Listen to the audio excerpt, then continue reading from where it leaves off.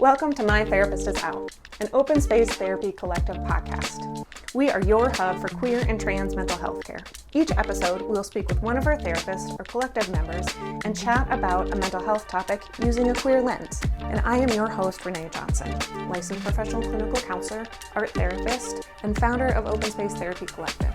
This week, we are chatting with therapist Kristen Crowe. Kristen is a licensed professional clinical counselor in California and is a dance movement therapist. Kristen specializes in working with couples, poly and ethical non-monogamy, and sex therapy. Hi. Great. Hi. I'm so glad you're here. I'm Renee. I am a licensed therapist and art therapist with Open Space Therapy Collective, and today we have Kristen Crowe, who is also one of our licensed therapists and a dance movement therapist. Hi. We get a lot of questions about what is dance movement therapy, so Kristen is here to help explain that for us. Do you want to take it away? What is it? How would you explain it to somebody that doesn't know what it is or how it works? That's such a big question, but it is. But I feel like the biggest question that I do get is like, I'm a dancer, or I'm not a dancer, so how am I supposed to benefit from this? I do want to give the official, quote unquote official definition of what it is, and then I'll explain it. But I think this does a nice job of not being super heady or wordy. So dance movement therapy is defined by the American Dance Therapy Association as the intentional use of dance, creative movement, body awareness, and embodied and spoken communication facilitated through the therapeutic relationship to foster healing and wellness for individuals, families, and communities. I guess that is pretty wordy, but... Yeah, what does that mean? So, I don't have to be a dancer. Absolutely not. And what does that mean? Basically, that means that we use your body to understand your thoughts, your feelings, and make you a whole integrated person that can go be out in the world and function better than you are right now. Okay. So... That's also such a weird Yeah. So if you and I are in a session together and I'm coming in and I am just like, life sucks, I don't want to be here, getting out of bed and rolling in here to be in my pajamas was the hardest thing ever. What would you do movement-wise or dance-wise or however you would do this to help with that? Well, I'm going to take it back a few steps because I feel like when we start talking about dance and we start talking about movement, we're like, oh, people are going to do these big expressive movements and I'm just going to have you dance around the room and interpret your life through dance. And that's cool for some things, but that's not really what it is, right? Think about it. Your body is moving all the time, right? Mm-hmm. If we're thinking about dance, there's a rhythmic component to dance, right? So your heartbeat is a rhythm. Your breath is a rhythm. Mm-hmm. Your blood through your body is flow, right? So you're moving all the time. And so I want to tap into those parts of your body that hold that wisdom of why you're feeling stuck, why you're feeling not great, why you're feeling whatever it is, and use that to go from there. Okay. One thing that I hear a lot is people holding their breath, right? I'm going about my day and all of a sudden I'm like, I have to take a big breath. Or my friend that I'm sitting with is like, hey, breathe. Or I'm feeling tense or I get headaches all the time and I realize oh, I'm not breathing, which seems like something that we should all do naturally, but miraculously gets really interrupted. Mm-hmm. So is that what you're kind of referring to in getting into the movement of the body? Yeah, that's absolutely one of those things. If you're holding your breath, what are you holding in? What are you not letting out? What are you not letting in? What are you protecting yourself against? Things like that. Or I love the people holding their shoulders. Oh, ow, that hurts. But wearing their shoulders as earrings, I say all the time. It's hey, take that down a second and where does that sit? Where do you feel that? Or clenching your jaw is movement, right? How many times a day are you ow, that fucking hurts? Yeah. What am I clenching my jaw for? Cool. So tapping into all of those little tiny things is part of dance movement therapy. Okay. So not coming in doing pirouettes, but more checking in with am I breathing? Am I clenching? Why is it tight? Why? Yeah. How? Yeah. There's absolutely like a benefit to doing bigger movements, but I'm never going to start there. I never want to see like, all right, here's your first session. I want an interpretive dance of your life story. Go. Like, that's not what this is. Like, there might be a time that we get there, I'm not going to lie, but like, that's going to be after you feel comfortable and understand what your body is telling you already. Okay. One thing that is really popular right now is somatic therapy or somatic experience therapy or all of these other somatic things. How does dance movement therapy fit into that place? Because I feel like there's some confusion in here. Oh, absolutely. I mean, somatics is all about the body, right? And so we kind of come at it from a larger umbrella of things. We have a lot of different tools. We definitely use somatic tools, as we just talked about, right? Body awareness and things. But we have a different lens, and I don't think I'm wrong, but a lot of somatic therapies aren't also master's level clinicians at the same time. So you kind of get the component of like a clinical lens and a somatic lens. Okay. If that makes sense. Yeah. If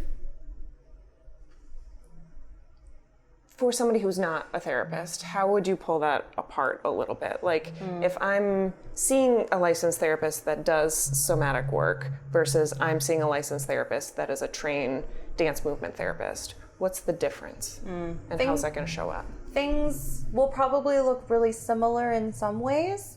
That's a really great question. Yeah, I feel like some things will look really similar and we will just approach it differently. Because I still think that even from like dance therapist to dance therapist or somatic therapist to somatic therapist, we're all going to work differently based on like who we are as people, right? And how you connect to the person in front of you. I think dance therapy has a great connection of like how your body not only feels, but how it moves through space. So like how you were rolling out of bed in your pajamas, and that felt maybe like you were a boulder just rolling out of bed and like, fuck this, I just want to be on the floor, right? Okay, so where else in your life can we attach that to?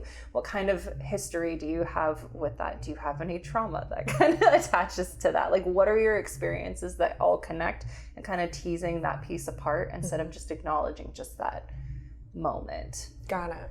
Okay, so less like, so the somatic stuff is a lot of like in the room, what are you doing, how are you feeling? But what I'm hearing, and fix me where I'm off here, is dance movement therapy takes a lot of like, yes, that, and how is that happening in the world? How is that existing? What does that tell you? How do we want to shift it? And can that shift have a ripple effect into other areas? Yeah. Definitely on the dance movement therapy part. I'm not a somatic therapist. I can't tell you exactly what happens in there. I'm sorry, I'm not informed in that. But yes, on the dance therapy part, like we want to make that a through line to understand like how all of that works together. Awesome. I'm like, my body's feeling like more relaxed just like hearing about this. I was like, I feel more relaxed just kind of getting that part out of the way. So how did you get into this? Are you a dancer? Why dance movement therapy? I am a dancer. I've been dancing for a very long time. I was thinking about that on the car over here and I was like, oh, it's good. I'm older than I think. Honestly, I have always loved how dance has been like a coping tool for me. Like I can go to a dance class and just like leave it all on the dance floor. It doesn't matter like what I'm feeling, like if I'm feeling sad, if I'm feeling angry, like I can just and it goes like, it doesn't go away, but like I feel a lot better. I feel a lot more clear-headed. And then I progressed into a dance instructor and I watched like my students being able to find like more self-confidence, and they were being able to express themselves verbally instead of just like holding all of these things in. And I just loved the transformation of that. And as I went to school, I was like, well, I really like psychology. So I did that as like my bachelor's. And then when I went to get my master's, I was like, oh, I guess the only thing that you can do is like be a social worker. I was like, oh, that sounds boring. Okay. But you know, like whatever. And so weirdly, I was just scrolling through the APA website, American Psychological Association. Great, whatever. coffee. And I found like section 7 or 8, and it's like dance movement therapy. And I was like, what the fuck is that? And so I fell down the rabbit hole. I was like, screw all of these applications that I've opened to social work programs. I'm doing that. And then I applied and I started, and here we are. Nice. That's where I met you. Nice. Yes. Yes, Chris and I went to grad school together. More than 10 years ago. Yeah, I was like, how are you gonna, how would you like to quantify that, friend? Yes. What do you, like and not to dish social workers, they're wonderful, amazing clinicians. What do you notice, being in the field for so long, working with tons of social workers, working with marriage and family people, working with psychologists, all of these things. What do you notice as one of the big differences between the client's experience in integrating dance movement into their therapy practice versus just strict talk therapy? Talk therapy, yeah. Well, there's this beautiful thing of like, your head only can contain so much information. Mm-hmm. Like your brain only holds so much. You actually have a brain down in like your gut, right? And so like, those things need to be connected. You need to have connection to the brain in your head and the brain in your belly, because they both hold different types of information, and they both release different types of hormones that change the way you feel and change the way that you interact with things. And there's been a lot of research lately about how trauma gets stored in your body, how stress cycles present in your body. And so talk therapy is only going to stay like, part that is connected to your mouth is the head brain, right? But the way that your body stores trauma and stores stress lives in your body. And so if you have the opportunity to move through that, you can have a lot deeper processing. Okay. So getting out of the head and into the body, which a lot of the people that come to see us are, I live in my head, I feel like floated up here, I can't stop thinking, I overthink things. It's very common. Yeah. Well, and before, because I see the thought process, but also like how often when you're having a feeling of some sort of thing, you describe it as a movement, right? Like I have butterflies in my stomach when I get nervous, or you just said I'm floating around. That's a movement, right? So, or like feeling overwhelmed, like you're flooded, right? And so like all of this is movement type stuff. Yeah. You're already describing it in that way. So coming into this, if I've never done this before, it's intimidating, it's scary, I'm not a dancer.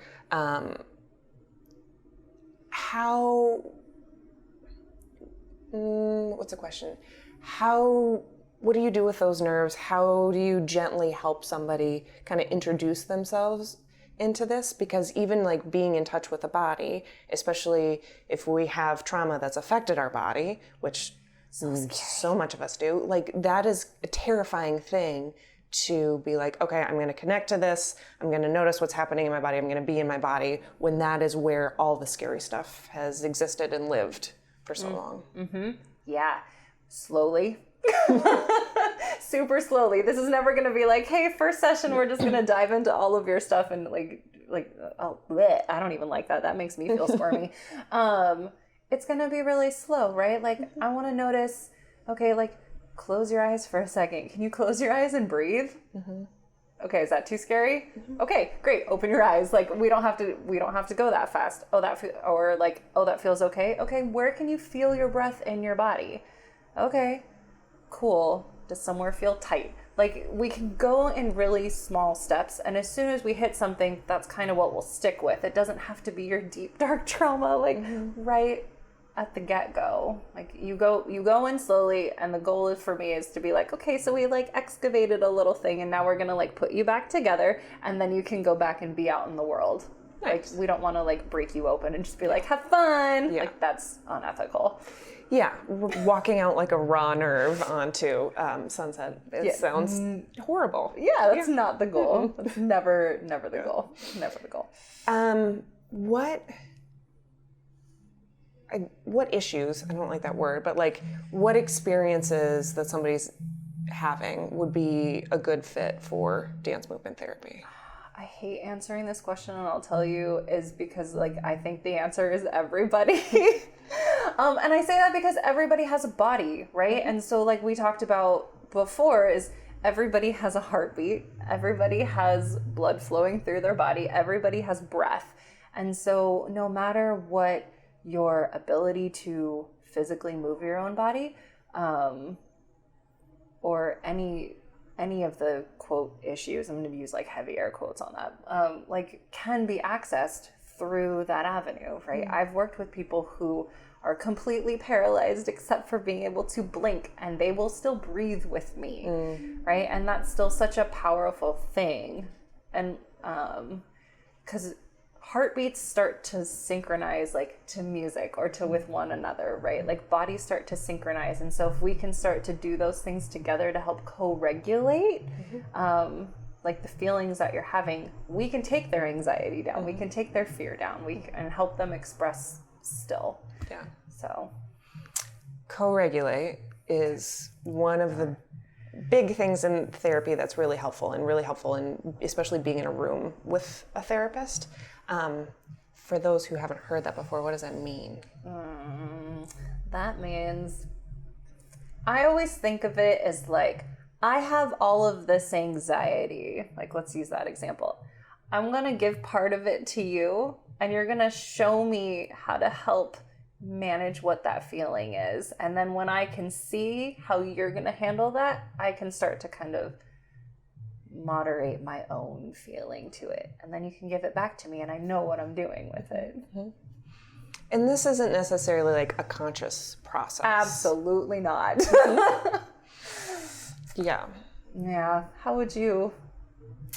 I mean, I think it goes back to a lot of what you were saying at the beginning about like body wisdom, and the body really knows a lot, and it does so much already. Like one way that I tend to think about it is the body experiences the world first and then filters in the information to our brain and our internal selves. And so if your internal self is going, hey, we're going to sit with Kristen and talk about this thing that's scary, your body's going to go, okay, I'm here for it. Let me figure out how to function in this. And my body's going to attach to your body and read and balance, and all those mirror neurons are going to fire off. And if you're a safe, wonderful person, then my body's going to go, okay, I'm here. Okay, I see that Kristen's breathing a little bit differently. Maybe I'll try and breathe a little bit differently. Yeah. And you don't have to think through it. Yeah, mirror neurons are a beautiful and terrifying thing. Yes, they are. What are some of the challenges with dance movement therapy? Like, have you hit stumbling blocks, or where have clients hit stumbling blocks? A lot of times it's the complete unwillingness to go into their body. We can have, like we talked about earlier, with all of the trauma and all of the stress and all of the things that make it feel unsafe to be in your body. Like sometimes just breaking through those defenses that you have are the hardest part to get into it. Yeah. Yeah. Because like you said, like your body experiences things first. So if your brain might be like, okay, we're ready to do the thing. Your body's like, I've been protected against this for so long. Good luck. Right. And so sometimes it takes a minute to get in there. Yeah. And like, as you're saying that, like, unwilling isn't necessarily something like, I'm not fucking doing this, like, I'm out of here. It's really letting the body know that it's safe and that it can, and that takes a lot of time. Yeah. It's got to learn to, your mind and your body have to trust one another. And sometimes that's the hardest first step. Yeah. Yeah. That is the hardest first step, period. How do you build that trust between the body and the mind, especially when they've been like segregated to their own roles for so long? It's like when they've been feuding for their entire life. Practice, like a lot of those like grounding techniques, just to kind of be like, oh, hey, there's a body here. First of all, like I can kind of attach to that. Okay, and then I'm gonna go back into our separate corners and kind of just facilitating that conversation. between the two with breath, with noticing your heartbeat, with noticing, oh, like my shoulder feels tight, right? Oh, okay. Good. I'm glad that you noticed your shoulder feels tight. Some people don't feel anything like below their brain, right? Like, how does your foot feel? I have no idea. Yeah. It's way over there, right? So. Yeah. Which we get a lot. Yeah. And like even, I don't know, I find even after a lot of years in practice, if there's part of my body that's like, no, I don't trust your brain right now, it's not going to tell you. No. Yeah. Yeah. Which is also just the way it is sometimes. Cool. What's in the bigger dance movement therapy world, or in your own practice, or in your practice with OSTC, or take this wherever you want. I was like, where are we going? Let me ask you 400 questions. What do you? Poor person with ADHD. Yeah. Okay. Where do you see your future with dance movement therapy? Like, what do you want to do with this moving forward? Because you've already 10 plus years into this. Like, how do you want to continue to build your own career? How do you want to continue to work with clients in this space?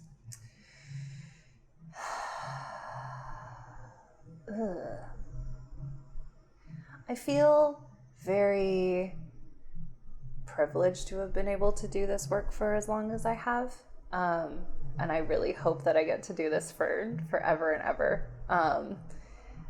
I have worked in group work for such a long time. I worked and work in acute inpatient psychiatry for a while. And so I, now having made the shift into OSTC, like I love being able to do this individually. And I also, because the work can be so much deeper when it's just a one-on-one connection, as much as I love my work inpatient. It's very different. I don't know if that's an answer at all. I do, I was like, oh, how far deep down the rabbit hole do you want? That's fine. As you say that, it makes me realize that we haven't touched on how important this type of like body and movement work is for someone who is queer or trans or has gender dysphoria or body dysphoria, or somebody who's BIPOC who's had their body or their physical skin be such a point of so much attack and violence and trauma, which I know is kind of a left turn, but... Well, not really, because it shows how long you and I have been friends and working together, because that was kind of the rabbit hole that I was thinking of. I was like, oh,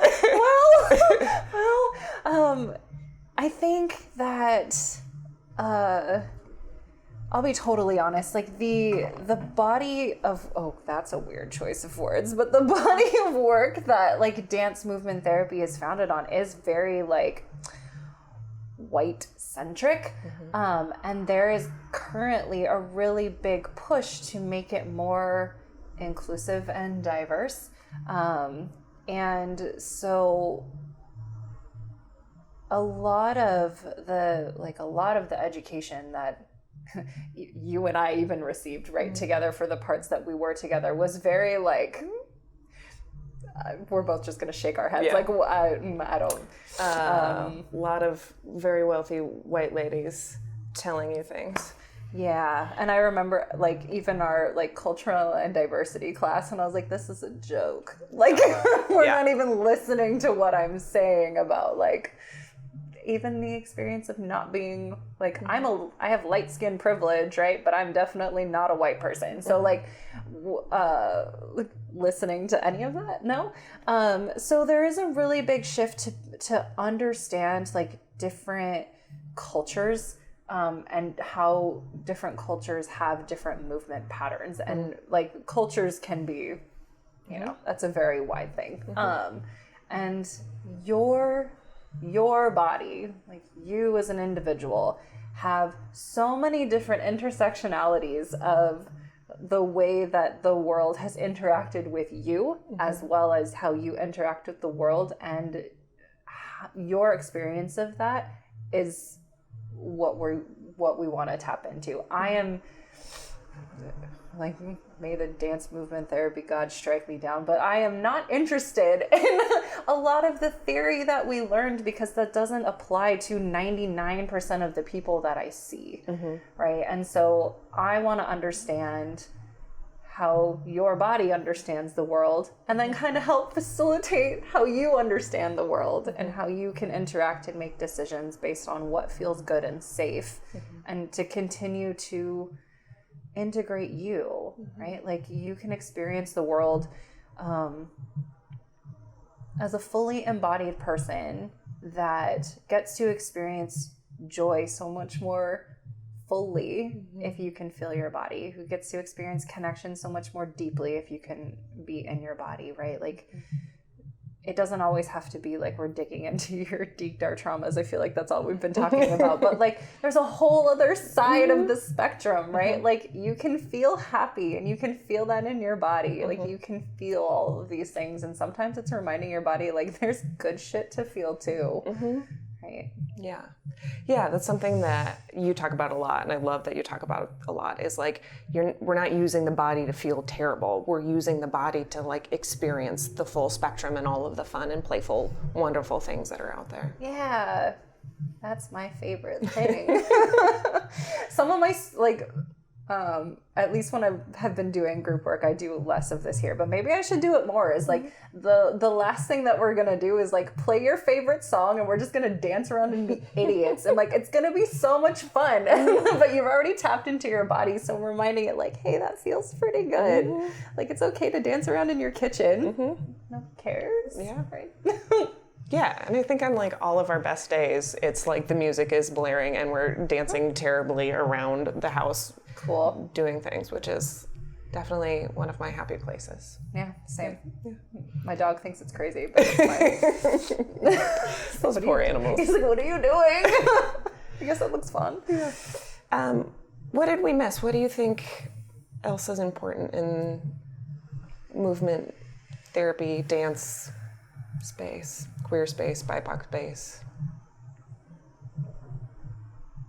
I'm doing this weird sway thing because that's usually how I ask my body. So people who can see that's what I'm doing, and who people who are just listening are going, there's an awkward silence. I really think that just being like, just understanding, like, there are so many different facets of you that you hold in your entire being, and just being able to integrate all of that, like, that's what the goal of dance therapy is, right? Like, just being able to be a whole person instead of just a brain that floats through space inside a body, right? Like, what does your body know? What can your body tell you? How can you enjoy life more? Yeah. How do you get to be that like full badass self out in the world? Yeah. Awesome. Well, thank you so much. We'll be talking with Kristen a bunch more over the coming year, and Kristen has a world of fun and fascinating things to talk about. So thank you so much for joining us today. Bye. Thanks for joining us. We'd love to hear your thoughts on today's topic. Leave a comment below or email us at communications@Open Space Therapy Collective. You can follow us on all of the social medias, and if you're in California looking for a therapist, visit our website at openspacetherapycollective.com and book a free intro call with one of our therapists to see if we are the right fit for you. My Therapist is Out is an Open Space Therapy Collective podcast. Our therapists are Kristen Crowe, Debbie White, and Renee Johnson. Our marketing and communications coordinator is Riley Andreessen. Marketing confidence cheerleader, Isa Gauchi. Our admin assistant is Maritza Ruelas. Operations and clinical consultant, Jenny Nigra.